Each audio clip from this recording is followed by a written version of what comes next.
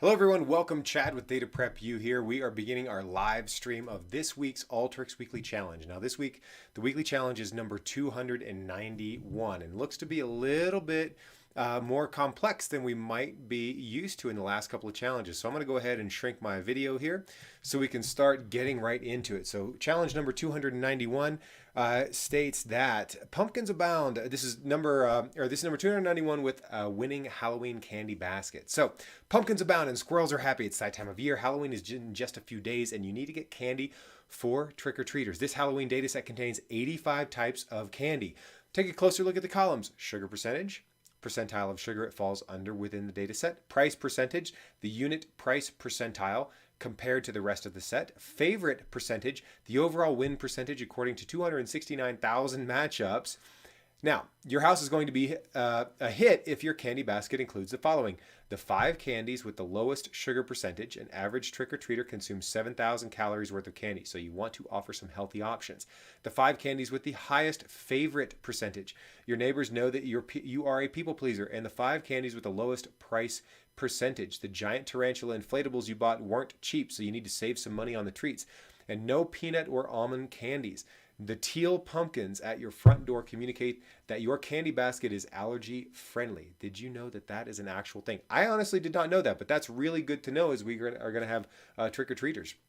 Now, there is a hint, making sure to filter out all the candies that are not allergy friendly first. Now, if you follow us, if you have taken part in any of our trainings, you know that the very first thing that I always say is try to make the most efficient data set, which means removing data. And removing data can mean 3 different things. It could be removing rows of data, removing columns of data would be number 2.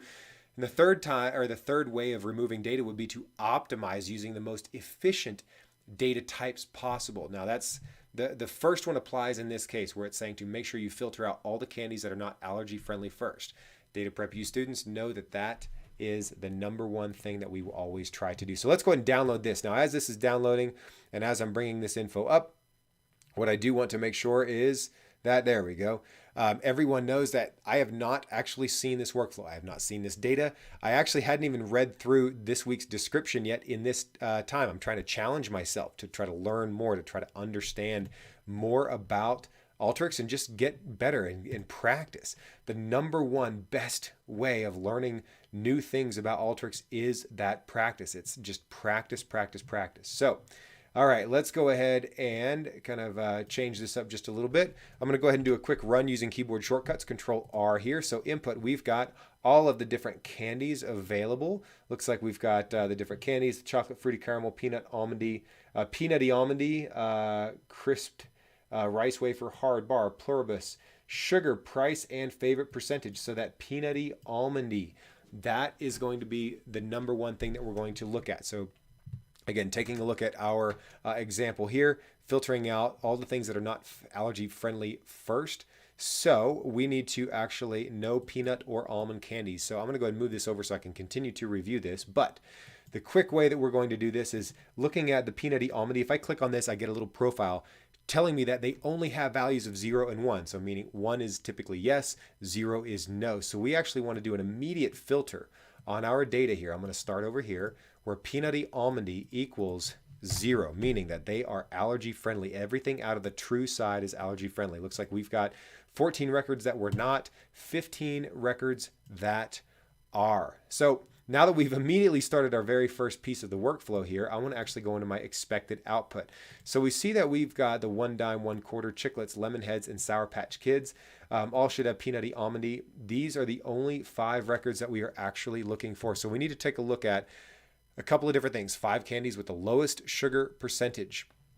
So the first thing that I'm going to do after this is start looking at the fact that we've got those percentages over here.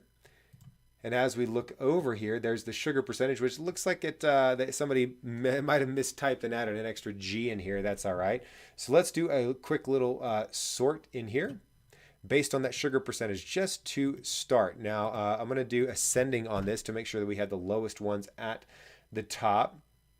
So we should be able to see the 5 that we have right here. So I'm going to do another sample as well. So 5 candies with the lowest sugar percentage should be first n equals 5 using the sample tool here. So First 5 records. These are the candies with the lowest sugar percentage. Now, I would have expected there to be based off of the fact that we had a couple of different things in the hit here. But because the output here, oh, I see. Here's the sugarless candy. Oh, they've mixed everything together. Got it. Okay. All right. There's a little bit of a trick here. So I see sugarless candy with whether or not they're peanut almond with a sugar percentage, the favorite with the percentage, and this. Okay. So there's a couple different things here. We are going to have 3 separate data streams branching off of this. So we have the sugar percentage ascending in the first 5. I'm going to do a quick highlight of my 2 tools here for sort and sample, and then copy and paste, Control C, Control V, because then after the sugar, what we're going to do is sort based on the favorite percentage. So lowest sugar first, then the highest favorite percentage. So we're going to take that favorite percentage and go descending on here. So it should be Twix, Kit Kat, Milky Way, 3 Musketeers, and Starburst. Doing a quick check over here. Twix, Kit Kat, Milky Way, 3 Musketeers, and Starburst. The whenever we went to the sugar percentage here, we had 1 dime, 1 quarter, Chiclets, Lemon Heads, and Sour Patch Kids, which matches directly here.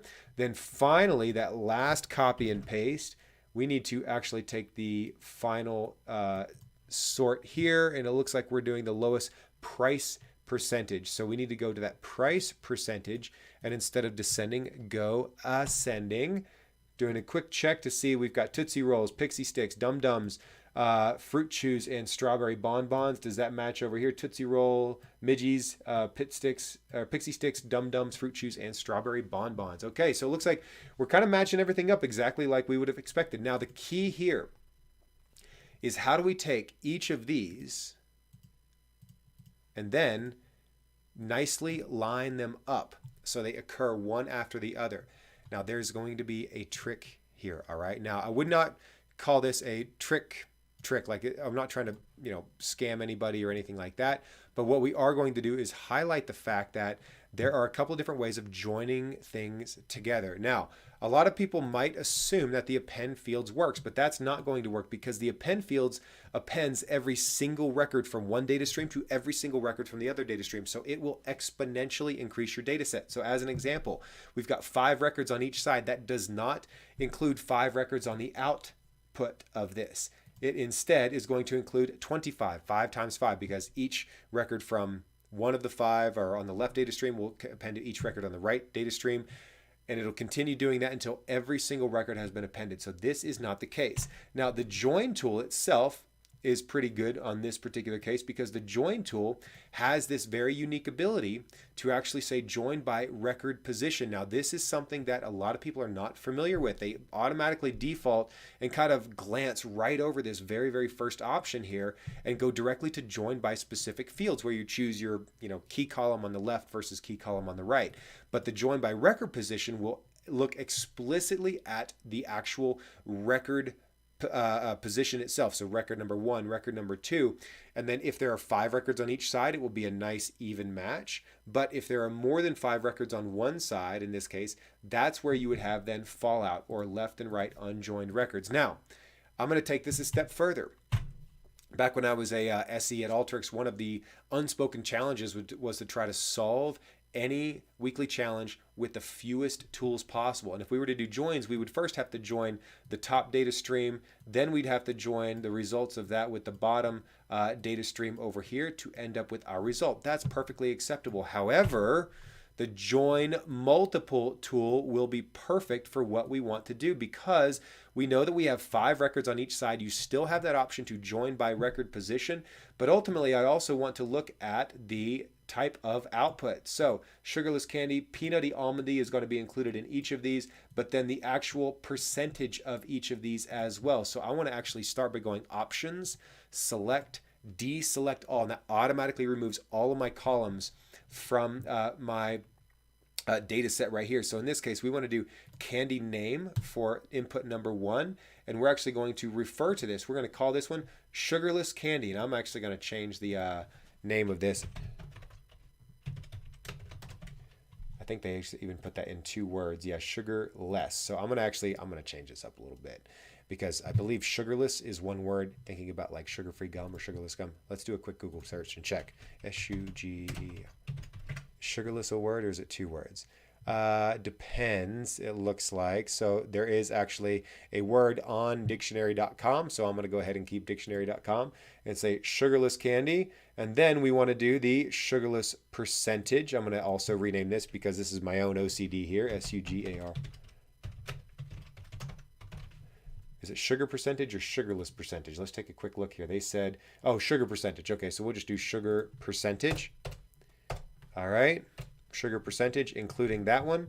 And then the final option here that we're doing is that peanutty almondy. So we want to make sure we include that as well. So joining by record position in this case will automatically put everything nicely together. So the next one is actually going to be called favorite candy. And then the final one will be best price candy. So we're going to call this one the favorite candy because this is part of the second data stream.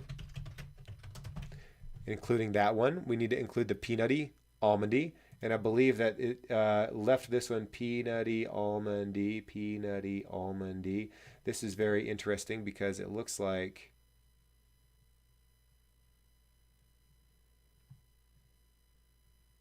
they have the exact same name, which is very interesting.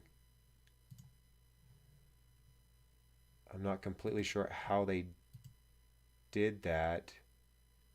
So I'm a little stumped here because peanutty almondy should not actually occur in here more than once because they have the exact same name. Am I missing something? Does anybody see anything else that we're actually potentially missing here?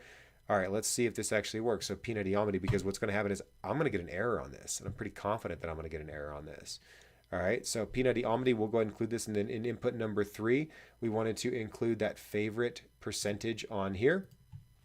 So let's go ahead and delete that rename here. So then number 3, the candy name, we are going to end up renaming that over into best price candy. So that final piece here should actually be number 3, candy name, best candy. Again, that peanutty almondy, I'm very interested to see what happens whenever I actually remove this to see if it actually gives me an error somehow. Did not do that with the other data set. Yeah, so now finally renaming the price to best price percentage. So I got to get rid of all those renames because this will automatically rename every other thing in here. And look at this. Somehow, see, mine automatically renamed to input number 2, peanutty almondy. So there's some kind of weird thing going on here. Honestly, I'm going to be perfectly transparent with you. I have no idea what's going on here because you should not, under any circumstances in Alteryx, be able to have the exact same field name 2 times. So mine's actually coming out as peanutty almondy, but then it automatically adds that prefix of input number 2 and input number 3. So I'm going to disregard that for now because everything else, we've got 5 records, we've got 9 columns, 5 records here. The data is going to be slightly different in size, but ultimately I see that we've got all of our records all nicely lined up together. All right. So with that said, we try to do this in as few tools as possible. This has been challenge number 291.